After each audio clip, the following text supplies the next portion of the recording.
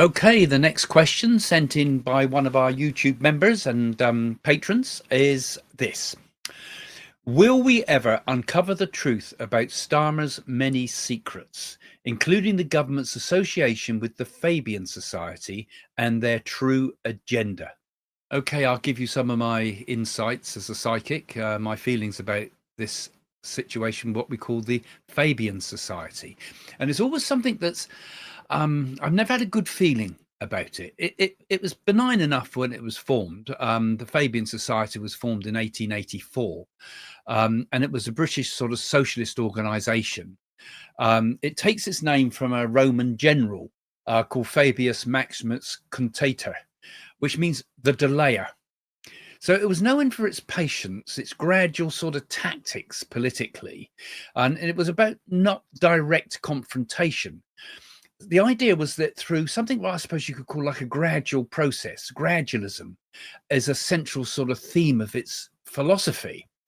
Now, if you've not heard of it before, it still goes on to this day. It had a number of advances that it made in its time. And it started off as a sort of an intellectual movement.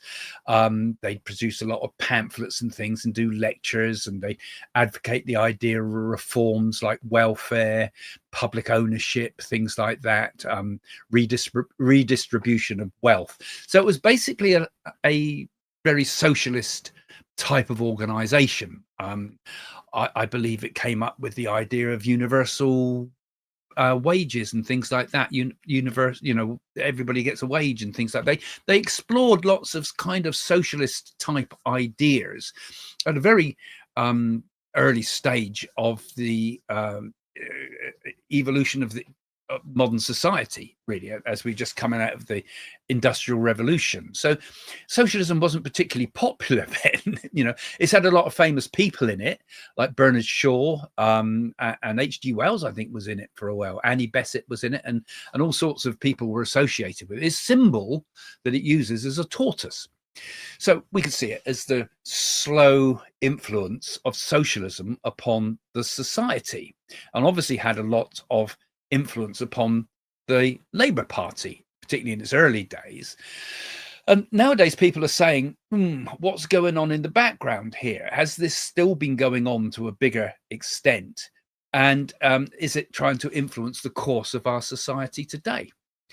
Well, whether it's the Fabian Society or whether it's the Illuminati, as some call it, whether it's the Freemasons or whatever, or Skull and Bones or whatever, there's always these thoughts about there's some hidden organization changing our world, and I think when you look at it all today, surely there's influences going on that are outside of our control. And it started off, the Fabians became kind of like quite elitist in many ways. They were almost Marxist at the beginning, but then sort of merged with this idea of modern liberalism. So we've got kind of this liberal Marxism behind the scenes there influencing society. And would it take an awful lot of money from Russia or China or somebody would like to see the erosion of Western society or the socialization of our Western society? How much money would it take to get those societies fired up with rocket fuel? Because it doesn't take many millions of pounds to have a really strong influence from people that have very, very strong views like this. Where do these people pop up from that we see outside the immigrants' hotels, immigrants welcome here? Where does the agenda come from in our schools, where there seems to be almost Marxist teachings from the teachers, and particularly in universities, where we're being told that our history is all a load of awfulness, that the society and the society we have shouldn't even have borders. It should be one socialist world with no borders. Dangerous stuff, I think. In many ways it's pure Marxism mixed with liberalism, which has formed what I consider to be a very toxic mix. And is it influencing our society? Like I say, how much money does it take? It's a cheap investment to pour money into something like that, because frankly, I feel it undermines the country. I feel that the Fabians want to shape our society. They're rule makers. This is what Keir Starmer's like that. He's a rule maker. They want to shape society from above, using a sort of a small circle of politicians or intellectuals or policy makers to steer the masses. You know, we're not sensible enough to be able to make up our own decisions. They'll do it for us. You know, it's this top-down sort of paternalistic sort of attitude that I think is very dangerous. You know, what do the people want?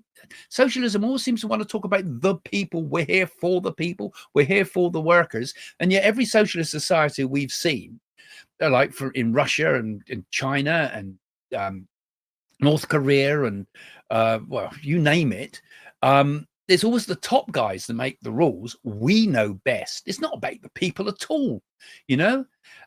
This sort of bureaucratic socialism too also infiltrates society. It infiltrates the government offices and the bureaucracies and the quangos and makes it impossible to not go along with their rules. And woke too is a part of this illness, in my opinion.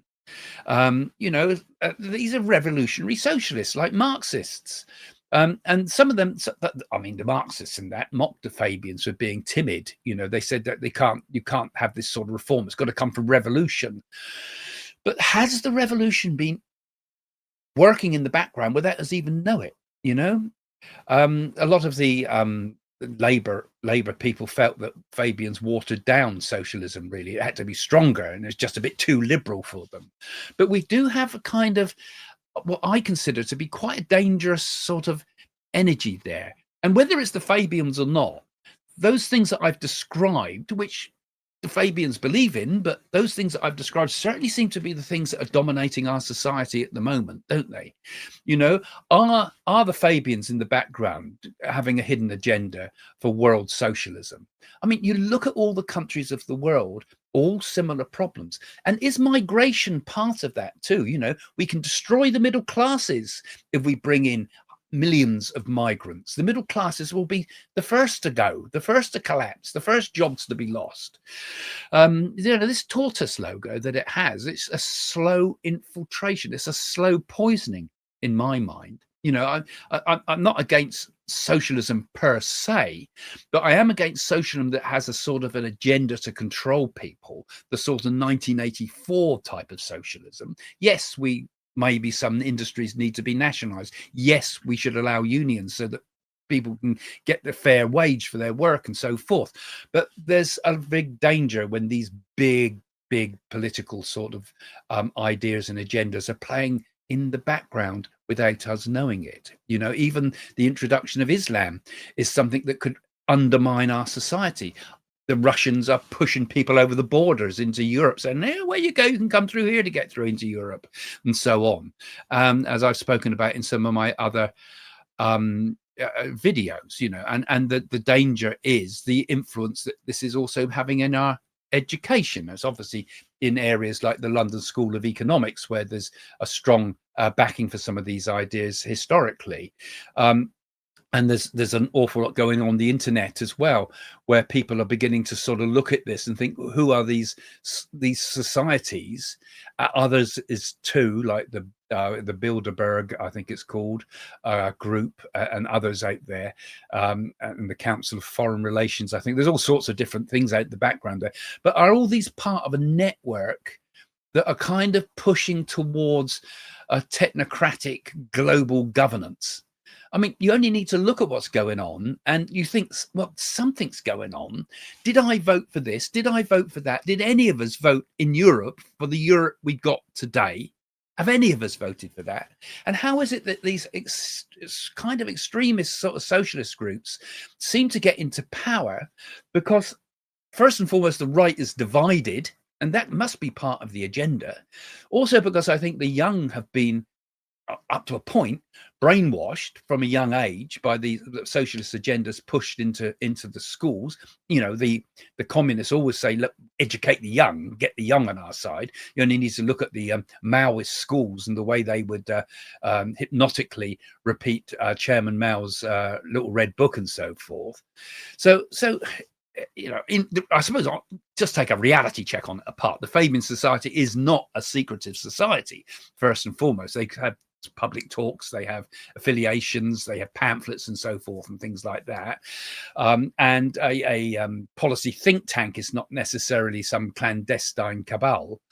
But, and they have a quiet intellectual style of influence. So there would be their argument. But, are they thoughtful reformers who modernize socialism for democratic societies, or are they slow kind of drip feeding destruction through elitists and bureaucratic sort of people? And is there actually a conspiracy to undermine us all?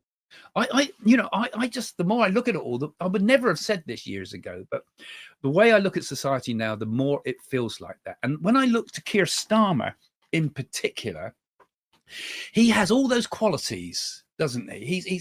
He's one that's bureaucratic, one that has waited patiently to get into power. Fair enough, many have to do that.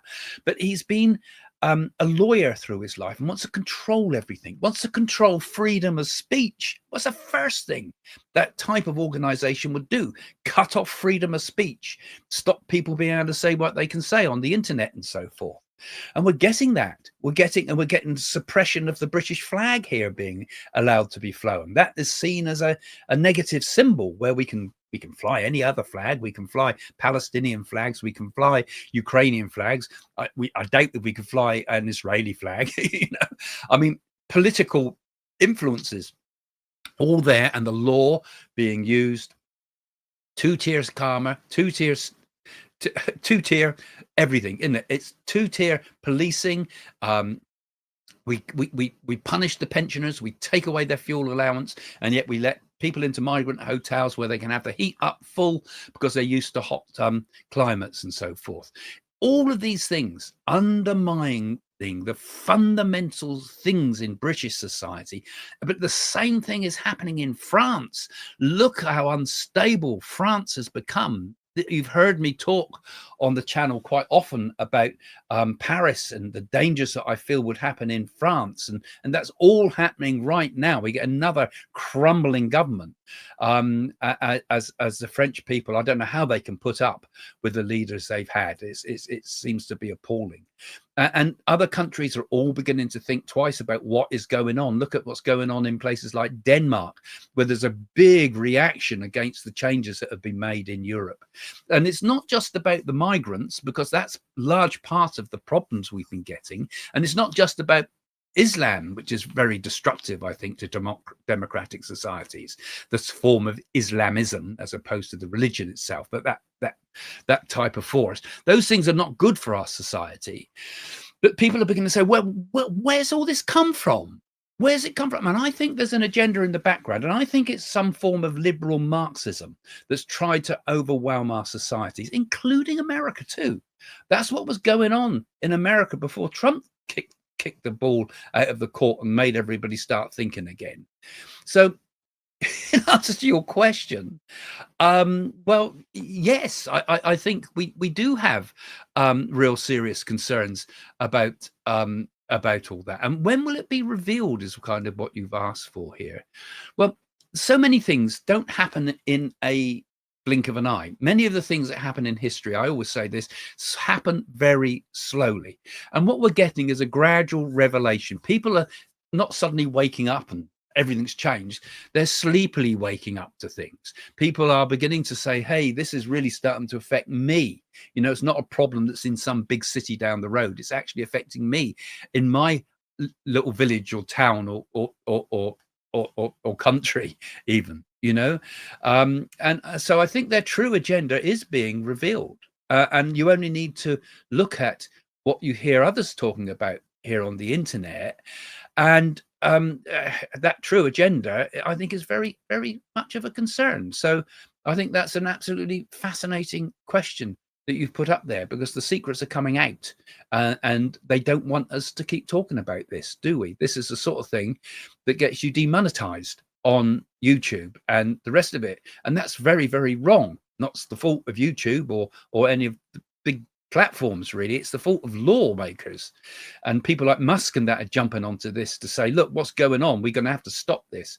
And I think we've got a very serious problem. And I think in the Labour Party, we have a very serious problem of too many control freaks with this type of Fabian agenda, not necessarily the Fabian Society that is pushing this, but those ideas, which I personally think are very dangerous for a society. It should not be top-down governance. It should be the people at the bottom that control the people at the top. Those in power work for us. We don't work for them. Anyway, thanks for that very interesting question. And let's have your comments, guys, because what do you think? Are there other societies, organizations controlling the strings in the background? You know, how deep does this swamp go? We talk about it in America, we talk about it in Europe, we talk about it in the UK. It's pretty much in every country in the world, isn't it? We never know who's really in power.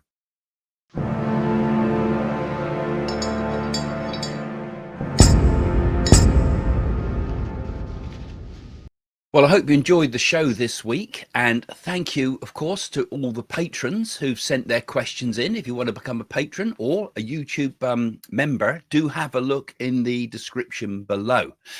But of course, the big news from my point of view this week, certainly, is that this week is the launch of the new Craig's Oracle. That's an artificial intelligence oracle. You might think I've got no intelligence, and artificial version might be a bit odd, but no, we've got the AI oracle is launched, and it is really exciting. So joking aside, it's not really like a psychic. Or a medium. I kind of explain a bit of that as you enter the site, but it does read the oracles. So it uses synchronicity. It uses all the techniques that the ancients have used, and we brought together all the ancient knowledge and all the modern AI knowledge and brought it together, and then put you in front of it, and it learns from you, and it interprets the oracles in terms of what it knows about you. So the more you work with it, the more it gets to know you and your family and your interests and all the rest of it, and it becomes quite mind-boggling, particularly as you progress with it. So have a look in the description below, and it will give you some a link to the new Craig's oracle.com, where you can learn all about this new very, very exciting new development. I don't think there's anybody out there that's done anything quite like this yet, and we're developing it all the time. So if you take out a subscription, you'll be able to come along with us on this incredible, magical and intriguing journey. Okay, well, have a look at that in the description below. And don't forget, give us that thumbs up and have a look at some of these other videos too, because particularly if you've watched the short version of the show today, you'll be able to link on to the main show in the videos coming up on the screen now. And also you can link to the website, of course, and have a look at readings and the rest of it, and all some more background work about what Jane and I have done. So anyway, once again, thank you for joining. Thank you for giving me that thumbs up. Thank you for subscribing, and we'll see you again soon. Bye for now.